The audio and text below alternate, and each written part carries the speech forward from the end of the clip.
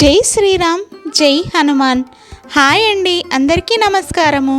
నేను ఇప్పుడున్నది కడప జిల్లాలోని ప్రసిద్ధి వేంపల్లి గండి ఆంజనేయ స్వామి దేవస్థానం దగ్గర. చూడండి ఫ్రెండ్స్, ఇక్కడ ఎంత అందంగా ఉందో. చుట్టూ ఉన్న ప్రకృతి, పచ్చని చెట్లు, పర్వతాలు మధ్యలో ఉన్న ఈ దేవాలయం ఈ చాలా పవిత్రమైన స్థలం. ఇక్కడ ప్రతి ఏడాది ప్రత్యేకంగా శ్రావణ మాసంలో పెద్ద సంఖ్యలో భక్తులు వస్తారు. ప్రత్యేక పూజలు, ఉత్సాహాలు, హారతులు జరుగుతాయి. నిజంగా మనసు ప్రశాంతంగా అనిపించే స్థలం ఇది. మనము ఇక్కడికి కడప టౌన్ నుంచి ఈ గండి ఆంజనేయ స్వామి దేవాలయం దాదాపు 55 కిలోమీటర్ల దూరంలో ఉంది. తాడిపత్రి నుంచి చూస్తే దాదాపు 40 కిలోమీటర్ల దూరంలో ఉంటుంది. అలాగే ప్రొద్దుటూరు, మైదుకూరు, పులివెందుల ప్రాంతాల నుంచి కూడా భక్తులు సులభంగా వచ్చి చేరగలరు. అంటే ఇది ఆంధ్రప్రదేశ్, రాయలసీమ ప్రాంతాలలోని భక్తులకు చాలా సులభంగా చేరుకునే పవిత్ర క్షేత్రం. ఇంకా ఇప్పుడు మనం ఈ గండి ఆంజనేయ స్వామి ఆలయానికి సంబంధించిన చరిత్ర, పురాణ కథ గురించి వివరంగా చూద్దాం. సో మనకు ఇక్కడ స్వామివారి ఆలయం రీమోడలింగ్ జరుగుతుందండి. యాక్చువల్గా వచ్చేసి స్వామివారి ఎంట్రన్స్ వచ్చేసి ఇంకా కొంచెం ఫ్రంట్లో ఉంటుందండి. సో ఫస్ట్ ఇప్పుడు రీమోడలింగ్ జరుగుతుంది కాబట్టి ఇలా అరేంజ్ చేశారు. సో చూసేయండి మీరు కూడా. ఇప్పుడు మనము గండి ఆలయానికి ఉన్న ప్రత్యేకత గురించి తెలుసుకుందాము.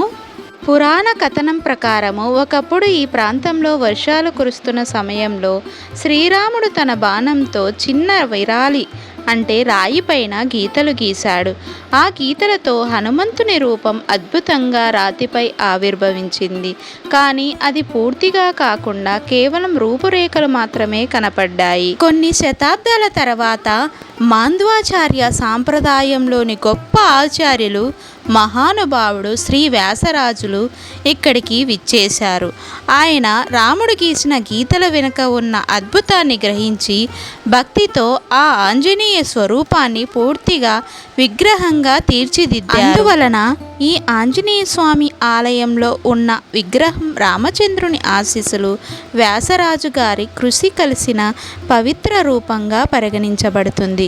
భక్తులు విశ్వసిస్తున్నారు, ఇక్కడ ఆంజనేయ స్వామిని దర్శిస్తే అశేషమైన శక్తి, ధైర్యం, భక్తి, విజయాలు లభిస్తాయని. అందుకే ప్రతి సంవత్సరం ప్రత్యేకంగా శ్రావణ మాసంలో భక్తులు బహుళంగా విచ్చేస్తారు. ఈ గండి క్షేత్రానికి ఇంకొక విశేషం ఉందండి. ఇక్కడ కొండల మధ్య సువర్ణ పుష్పాల తోరణం కనిపిస్తుందని విశ్వాసం. ఆ తోరణం మరణ సమీపంలో ఉన్న పవిత్రాత్మలకు మాత్రమే కనిపించి వారికి మోక్షం కలిగిస్తుందని అంటారు.